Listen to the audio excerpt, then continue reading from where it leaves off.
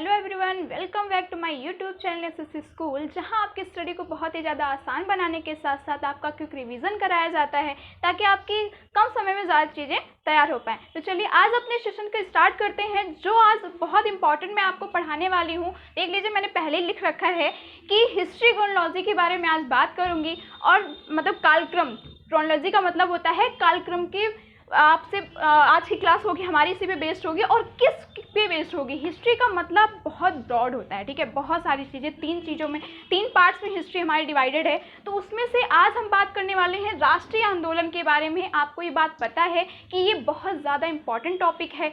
PCS का चाहे आप उठा के देख लीजिए या आईएएस का उठा के देख लीजिए, किसी का भी आप अगर सिलेबस उठा के देखेंगे जीएस पोर्शन में, तो ये अलग से इसकी डिग्निटी है, अलग से इसको डिफाइन कर रखा हुआ है राष्ट्रीय आंदोलन, ठीक है। तो उसमें आज हम आपको पढ़ाएंगे कालक्रम मतलब क्रोनोलॉजी। और आपको ये बात पता है इस तरीके के क्वेश्चन बहुत ज़्यादा पूछे जाते हैं, ठीक है। जैसे मान लीजिए मैंने आपसे कहा कि जैसे जो क्या नाम है, हत्याकांड हुआ था, जलियांबाग वाला हत्याकांड हुआ था 1919 में, ठीक है, जैसे वो हो गया। इसके बाद आपका नेहरू रिपोर्ट हो गई तो 1928 में आया था। तो इस तरीके के तो तुरंत याद हो जाते हैं, ठीक है, 1 साल का अंतर रहता है या 2 साल का अंतर रहता है। लेकिन अगर वही घटनाएं एक एक मंथ में घटती हों, ठीक है, एक एक मंथ की ही ड्यूरेशन पे हों और 1 साल भी ना हो, एक एक मंथ में ही 2 बार हो, तो कैसे कोई इंसान लर्न करेगा? तो उसको कन्फ्यूज़न बहुत ज़्यादा क्रिएट होती है। तो उसी कन्फ्यूज़न को दूर करने के लिए आज मैं आपके लिए लेकर आई हूँ ये पार्ट। तो राष्ट्रीय आंदोलन की अगर मैं बात करूँ तो वो कितने युगों में बटा हुआ, उसी को बांट दिया गया है।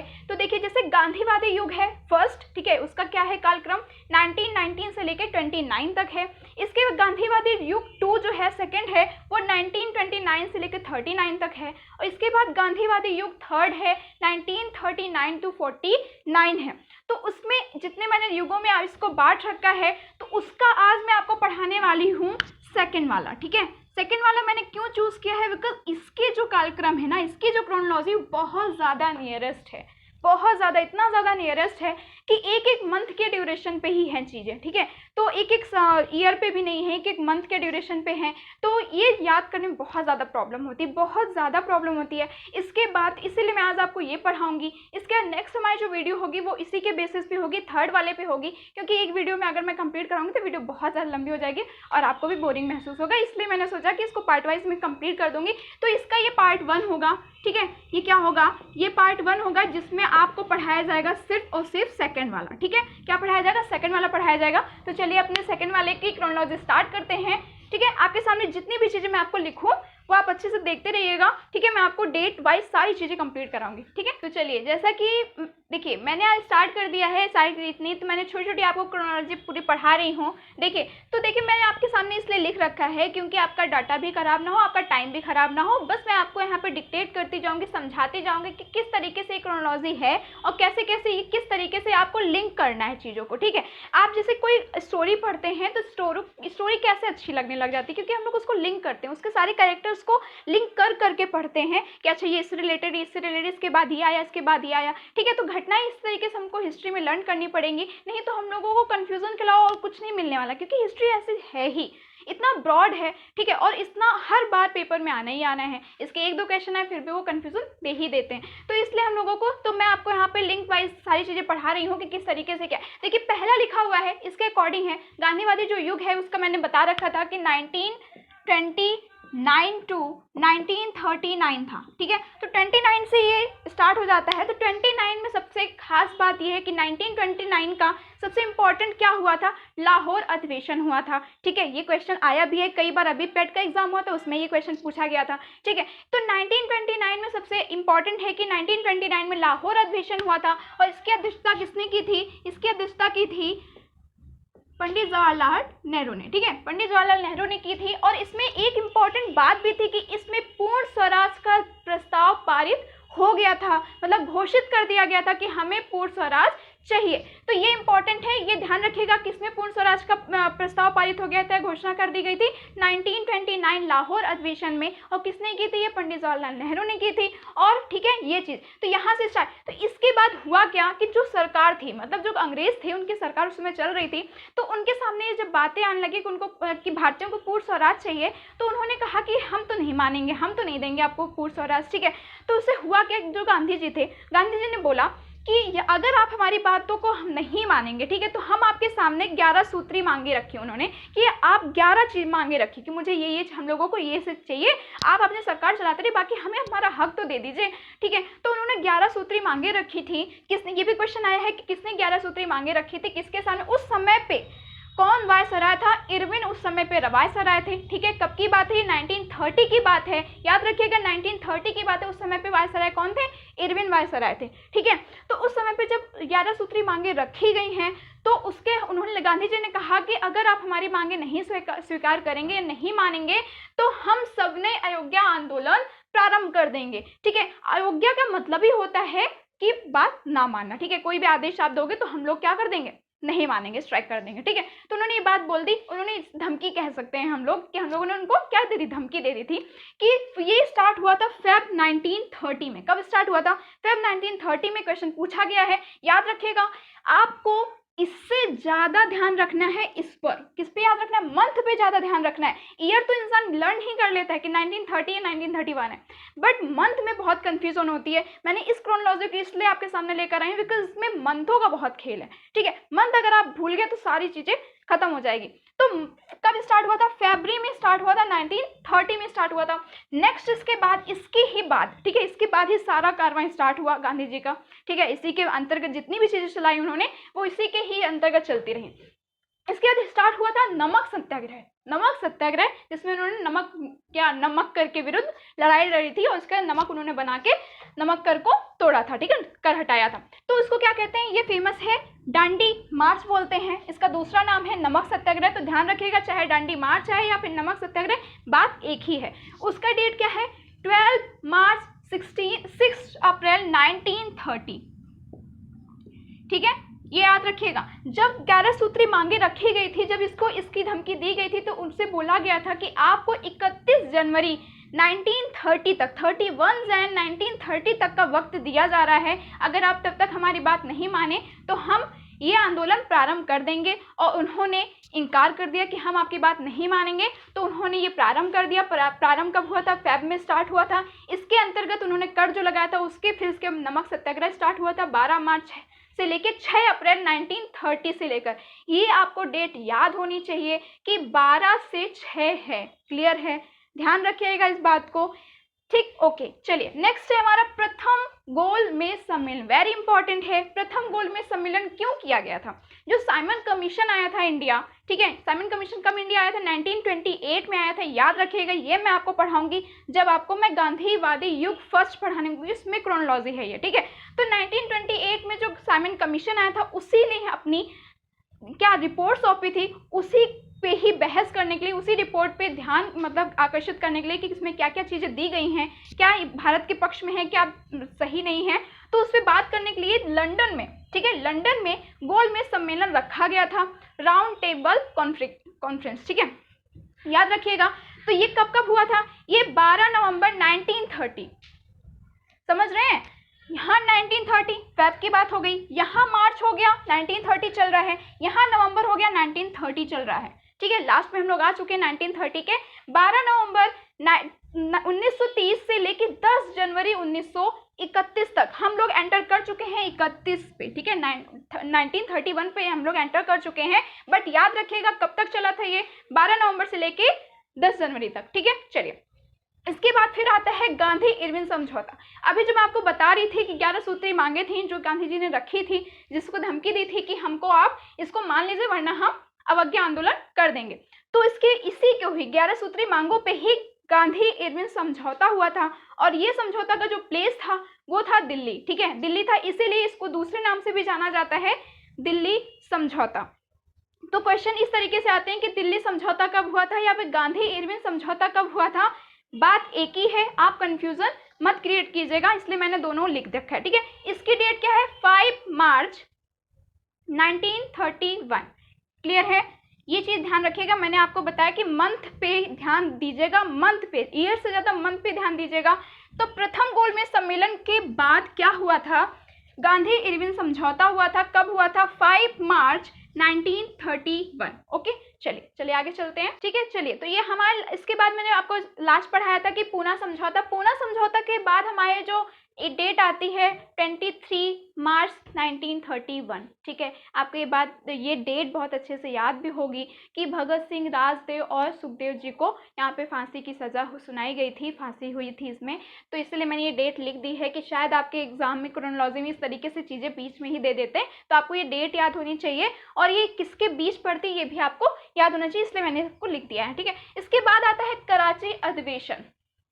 देख लीजिए कितना नियरेस्ट है डेट, 23 मार्च और 29 मार्च। ठीक है, ईयर सेम है, सिर्फ डेट का फर्क है। तो अगर आपके क्वेश्चन में आपको ये दे दिया जाए पहले, ठीक है, कि जो भगत सिंह को शहीद हुए थे वो और इसका कराची अधिवेशन, तो आप कंफ्यूजन में हो जाएंगे ना कि कौन सी चीज़ पहले हुई थी, इसलिए मैंने ये डेट लिख रखी, इसलिए आप याद रखिएगा। ठीक है, तो कराची अधिवेशन इसलिए खास था, इसके जो अध्यक्ष थे, ठीक है, वो कौन थे? सरदार वल्लभ भाई पटेल थे।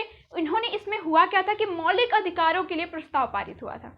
ठीक है, क्योंकि देखिए पूर्ण स्वराज का दर्जा प्रस्ताव पारित हो चुका था, अब मूल अधिकारों की बात हो रही थी कि अब जो भारतीय हैं उनको उनका मूल अधिकार क्या होना चाहिए, जो आप पॉलिटी में पढ़ते हैं उसका प्रस्ताव। तो ये भी क्वेश्चन पूछा गया, ध्यान रखिएगा, पूछा जा सकता है कि पूछा गया है और पूछा भी जा सकता है कि मौलिक अधिकारों का जो प्रस्ताव है वो कौन से अधिवेशन में पारित हुआ था या उसके अध्यक्ष कौन थे, तो मैंने आपको बता दिया है। चलिए नेक्स्ट है हमारा द्वितीय गोलमेज सम्मेलन। 3 गोलमेज सम्मेलन हुए थे, पहला मैंने आपको बता दिया है। इसके बाद नेक्स्ट है उस दूसरा है ये, तो द्वितीय गोलमेज सम्मेलन, इसकी भी डेट याद रखिएगा, 7 सितंबर 1931 से लेकर 1 दिसंबर 1931। ठीक है, ध्यान रखिएगा, मंथ में बार बार प्रेशर आपको डाल रही हूँ आप पर कि आप मंथ पे याद रखिएगा, मंथ पे बहुत ज़्यादा फोकस कीजिएगा, बहुत ही नियरेस्ट है इसकी डेट। ठीक है, ध्यान रखिएगा इस बात का। इसके बाद नेक्स्ट है रैमजे मैकडोनल्ड की घोषणा। ठीक है, मैकडोनल्ड वो खाने वाला नहीं है। ठीक है, रैमजे मैकडोनल्ड उस समय पे क्या थे, जब इस समय ये लंदन में ब्रिटिश के क्या थे, ये प्रधानमंत्री थे। कौन थे ये? Ramsay McDonald. उस समय पे 1932 की बात है, ये कौन थे? प्रधानमंत्री थे। उस समय पे इन्होंने घोषणा की थी 16 अगस्त 1932 में। ठीक है, कब की थी याद रखिएगा, द्वितीय जो गोलमेज सम्मेलन होने के बाद ये घोषणा आई है 1932 में 16 अगस्त। ओके, ये आप ऐसे याद कर सकते हैं, स्वतंत्रता दिवस के एक दिन बाद, ऐसे इस तरीके से याद कर सकते हैं। तो 1932 में इसमें हुआ क्या था, इसमें इन्होंने जातिवाद फैला दिया। ठीक है, इन्होंने ये बात फैला दी कि सांप्रदायिक पंचाट निकाल दिया कि हर एक वर्गों का, हर एक जाति, जैसे कि जो दलित वर्ग है या फिर जो मुस्लिम वर्ग है, जो हिंदू वर्ग है या फिर जो सिख वर्ग है, सब चीज़ों का, सब वर्गों का अलग अलग प्रतिनिधित्व होना चाहिए। इन्होंने ये पंचाट निकालकर ये इसकी घोषणा कर दी थी। इसके बाद ही फिर इंडिया में जो लोग थे जो दलित वर्ग को मतलब कि उसमें लाना चाहते थे, जैसे कि भीमराव अम्बेडकर जी दलित वर्ग के लिए ही लड़ाई लड़ रहे थे, उनका ये होने लगा कि हाँ ये बात तो सही है, अगर मान लीजिए हिंदू, हमारे इंडिया में सबको पूरा हिंदू ही हिंदू तो था, इसके इन्होंने बोला कि दलित वर्ग का भी अलग प्रतिनिधित्व होना चाहिए। तो इसमें गांधी जी को लगने लगा कि अगर इस तरीके से अलग अलग अलगाव होता चला जाएगा तो वो सिर्फ अपने बारे में सोचेंगे, इंडिया के पर्सपेक्टिव में कोई बात नहीं सोचेगा, सिर्फ वो सोचेंगे हम अलग ही हैं, वो अलग ही, एकदम अलगाव मत हो। इसीलिए उन्होंने बीच में थोड़ा बहुत मतभेद स्टार्ट हो गया था गांधी जी और भीमराव अम्बेडकर जी के बीच में। इसीलिए उनके बीच में फिर क्या हुआ, इस घोषणा के बाद पूना समझौता हुआ था। क्या हुआ था? पूना समझौता हुआ था। ये किसके बीच हुआ था ये याद रखिएगा, गांधी जी और भीमराव अम्बेडकर जी के बीच में हुआ था। क्यों हुआ था मैंने आपको रीजन बता दिया, क्यों हुआ था बता दिया है। डेट याद रखिए 26 सितंबर 1932। इसलिए क्वेश्चन मैं आपको बार बार बता रही हूँ कि घोषणा, ऐसे मान लीजिए क्वेश्चन आ गया कि पहले रैमजे मैकडोनल्ड घोषणा थी या फिर पूना समझौता था। ठीक है, ऐसे क्वेश्चन दे दिया जाए इस तरीके से। ठीक है, तो आपको पता ही नहीं होगा कि घोषणा पहले आई है, पूना समझौता पहले हुआ, या फिर दूसरा ऑप्शन में आपको दे दिया गया पूना समझौता या घोषणा, तो आप कंफ्यूजन हो जाए, क्योंकि आपको ईयर तो याद है, ईयर तो दोनों का सेम है 1932, बट मंथ नहीं याद है। तो मंथ में सबसे पहले आप क्लियर ही नहीं कर पाएंगे कि पहले कौन सा हुआ, इसलिए मैं आपको बार बार कह रही हूँ कि मंथ पे ज़्यादा ध्यान दीजिए। ठीक है, पहले अगस्त में ये आया था और सितंबर में ये आया था। ठीक है, चलिए आप इसको लिखते चलिएगा, मैं बार बार आपसे कह रही हूँ इसको आप नोट्स बनाते चलिएगा, इसीलिए मैं बार बार आपसे रिक्वेस्ट कर रही हूँ डेट अच्छे से याद लिख लीजिएगा। ओके, नेक्स्ट है हमारा इसमें कि अखिल भारतीय अस्पृश्यता विरोधी लीग, ठीक है। इसका जरूरत क्यों पड़ी थी, आपको ये बात मैंने बताई ही है अभी कि जब पूना समझौता हुआ तो जब उनके बीच में समझौता हो चुका था कि हाँ ठीक है कि आप मतलब उनके लिए एक अलग रूल बनाया गया, उनके लिए अलग प्रतिनिधित्व दिया गया, उनको सीटें प्रोवाइड की गई, ठीक है। अलग प्रतिनिधित्व का मतलब हो गया कि हाँ जो उनके जो दलित वर्ग के रहेंगे उनको दलित वर्ग, देखिए क्या होता है अगर कोई दलित वर्ग का है तो उसका दुख, उसका दर्द, उसकी चीजें एक दलित वर्ग ही समझ सकता है, ठीक है। या तो बहुत इंसान समझने वाला हो, लेकिन अगर एक्चुअल में वो वही समझ सकता है जो उस लेवल पे हो या उस चीज़ों को, ठीक है। इसीलिए जो भीमराव अम्बेडकर जी थे इसके पीछे पड़े हुए थे कि ये चीज़ हमारी हो जाए, दलित वर्ग का प्रतिनिधि एक दलित इंसान ही करे तो ज़्यादा बेटर है। तो इसमें क्या हुआ, क्योंकि देखिए प्रतिनिधि तो अलग बात होगी, लेकिन अगर उनके लिए सीटें ही नहीं होगी तो आप किस तरीके से, तो पूरा समझौता में उनको सीटें प्रोवाइड की गई, ठीक है। उनके प्रतिनिधित्व को बढ़ा दिया गया था उसमें कि आप उसमें सीटें, उसमें ये नेता बन सकते हैं, क्योंकि प्रतिनिधित्व तो कैसे कर पाएंगे लोगों का, अगर वो नेता बनेंगे तभी तो कर पाएंगे ना। तो इसमें ये हुआ था, तो उसके लिए तो यहाँ पे क्योंकि दलित वर्गों का ये सिस्टम था, छुआछूत बहुत था, कहीं भी दलित वर्ग के लोग मिल जाते थे तो वहाँ पे लोग ब्राह्मण जात के या उससे जो ऊपर की जात के लोग थे वो अपना रास्ता ही बदल देते थे। समझिए कितनी बुरी लगती थी बातें, अगर आज आप लोगों को या हम लोग के साथ कोई ऐसा करे तो हम लोगों को कितना बुरा लगेगा, ठीक है। अब तो फिलहाल चीज़ें मोस्टली ख़त्म हो चुकी हैं, बट फिर भी है, अगर आप ब्रॉडली वे पे देखें तो चीज़ें अभी भी मौजूद हैं। अब वो कहाँ मौजूद है, किस तरीके से मौजूद है, वो हम लोग को भी नहीं पता है, बट फिर भी हम ये नहीं कह सकते कि पूरी तरह ख़त्म हो चुका है, लेकिन फिर भी ख़त्म हो चुका, पहले के अकॉर्डिंग वैसा नहीं है। तो इसी के एवज में क्या किया गया, इसी के जब आगे गांधी जी ने इसके संज्ञान लिया, तो जब पूना समझौता, आपको मैंने अभी बताया कि सितंबर में ही पूना समझौता हुआ, उसके बाद अस्पृश्यता विरोधी लीग बनाई गई थी। किसने बनाया था, इसको भी किसने बनाया था, गांधी जी ने ही बनाया था। ये क्वेश्चन पूछा गया है तो याद रखिएगा, ठीक है। और कब बनाया गया था ये, तो जैसे आपके क्वेश्चन में इस तरीके से आ जाएगा, पूना समझौता, अगर 3-4 ऑप्शन दिए रहेंगे, पूना समझौता मतलब कि घोषणा, ठीक है, इस तरीके से रैमजे घोषणा जो भी थी, इसके बाद ये, तो इस तरीके से आप समझ नहीं पाएंगे ना कि क्या था। तो इसीलिए मैं आपको लिंक समझा रही हूँ कि कैसे चीज़ों को आपको ब्रॉड तरीके से समझना है, ठीक है, तभी तो आप लिंक कर पाएंगे कि किसके बाद क्या आएगा।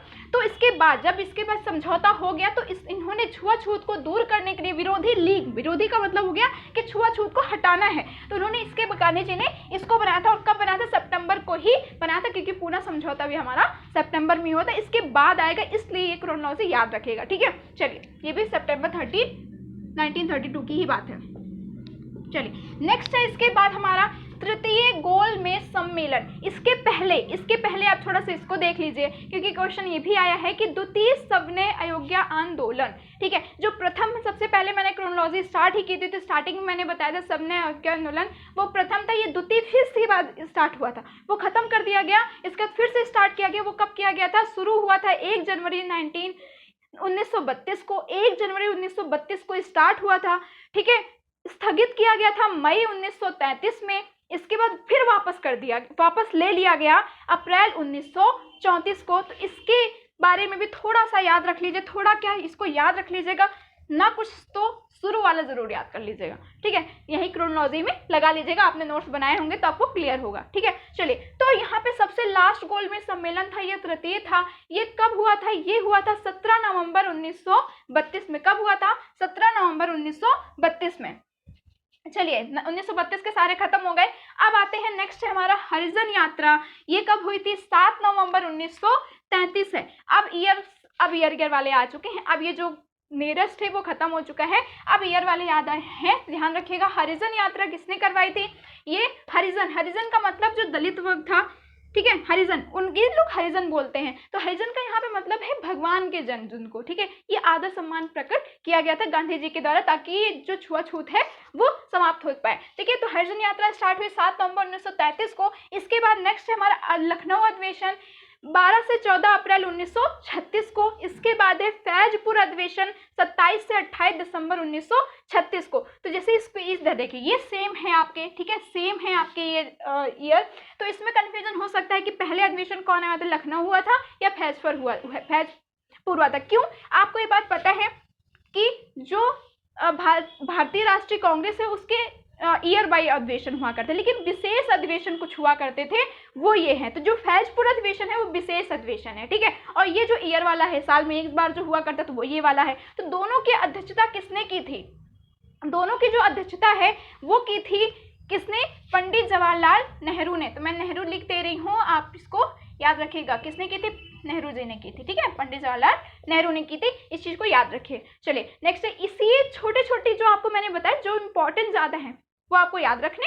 इसके बाद मैंने आपको सारी क्लियरिटी सारी कंप्लीट कर, और लिखते जाइएगा, नोट्स बनाते रहिएगा, ठीक है। ओके चलिए नेक्स्ट पे चलते हैं, थोड़ा सा और बचा है बस, ठीक है। चलिए नेक्स्ट है हमारा 1937 का चुनाव एवं कांग्रेस मंत्रिमंडलों का गठन, ठीक है। आपको ये बात पता है 1935 में भारत सरकार अधिनियम आया था, उसी में ही बहुत सारी चीजें क्लियर हो गई थी कि क्या कैसे हमारी पूरी सरकार चलेगी, भारतीयों को किस तरीके से क्या अधिकार दिए जाएंगे, कहाँ से उनको कौन सा अध्यक्ष या फिर कहाँ से उनको क्या प्रतिनिधित्व दिया जाएगा, सारी चीजें मोस्टली चीजें क्लियर होती चली जा रही थी। तो चुनाव का भी वक्त आ चुका था, तो 1937 में चुनाव हुआ और कुछ कांग्रेस के जो मंत्रिमंडल था उसका गठन किया गया कि कौन सा पद किसको दिया जाएगा, ठीक है। तो ये इसके बाद है 1938 का हरिपुरा अधिवेशन। ये इंपॉर्टेंट है, क्यों इंपॉर्टेंट है? क्योंकि ये पहला ग्रामीण अधिवेशन था, ठीक है। ये क्या था? पहला ग्रामीण अधिवेशन था, क्योंकि सारे जो अधिवेशन हुए हैं भारतीय राष्ट्रीय कांग्रेस के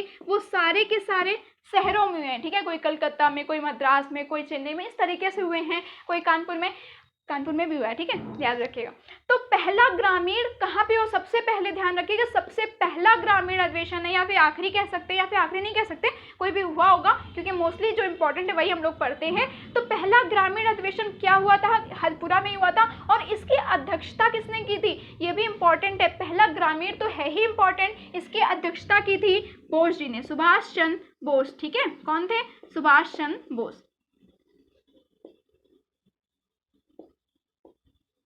ठीक है। इस चीज को ध्यान रखिएगा, अध्यक्ष से भी क्वेश्चन आ जाते हैं, ठीक है। ओके, इसके बाद है सबसे लास्ट 1939 का त्रिपुरी अधिवेशन, ठीक है, लास्ट है। मैंने बताया आपको कि 1929 से लेके 1939 तक ये आपका गांधी युग चलता है, सेकंड वाला, तो उसमें ये लास्ट है कि 1939 का जो त्रिपुरी अधिवेशन था वो किसके अध्यक्ष कौन थे? डॉक्टर राजेंद्र प्रसाद थे। कौन थे? डॉक्टर राजेंद्र प्रसाद, ठीक है। ओके चलिएगा, तो ये पूरा था आज का हमारा सेशन, ठीक है। जैसा कि मैंने आपको सारी क्रोनोलॉजी के बारे में बताया, तो जो आपको कंफ्यूजन जहाँ जहाँ क्रिएट होता है मैंने आपको क्लियर कर दिया था कि कहाँ पे है, तो यार ध्यान रखिएगा। यहीं पे एक और लिख लीजिए कि फॉरवर्ड ब्लॉक का भी गठन कर दिया गया था, ठीक है। ये किसने किया था? सुभाष चंद्र बोस जी के द्वारा ही किया गया था। 1939 में भी क्वेश्चन पूछा गया कि कब किया गया था, इसलिए मैंने इसमें ही आपको लिखवा दिया है, ठीक है। फॉरवर्ड ब्लॉक क्या है? 1939 है। अब आपका यहीं से पूरा समाप्त होता है, इसके आगे इसके ज़्यादा आपको कोई भी चीज़ नहीं पूछी जाती, यही सबसे नियरेस्ट था जो मैंने आपको बता दिया है, ठीक है। इसी से क्वेश्चन फंस जाते हैं। इसके ये हमने आपको पार्ट 1 बताया है, इसके बाद में आपको जो भी मैंने आपको बताया कि कैसे कालक्रम में बटा हुआ है वो सारे के सारे आपको बताए जाएंगे। तो आपको अगर ये सेशन अच्छा लगा हो तो प्लीज़ वीडियो को लाइक ज़रूर कर दीजिएगा, क्योंकि इसी से हमको मोटिवेशन मिलता है, मैं आपके लिए अच्छी वीडियो लाती रहूँगी। और प्लीज़ अगर हमारे चैनल पर नए हैं तो प्लीज़ चैनल को सब्सक्राइब कर दीजिएगा, बेल आइकन प्रेस कर दीजिएगा, क्योंकि मैं आपको जब ये सेकंड वीडियो लेकर आऊँगी तो आपको मिल सके, ठीक है। चलिए तब तक आप पढ़ाई करते रहिए। Thank you so much, take care and bye bye.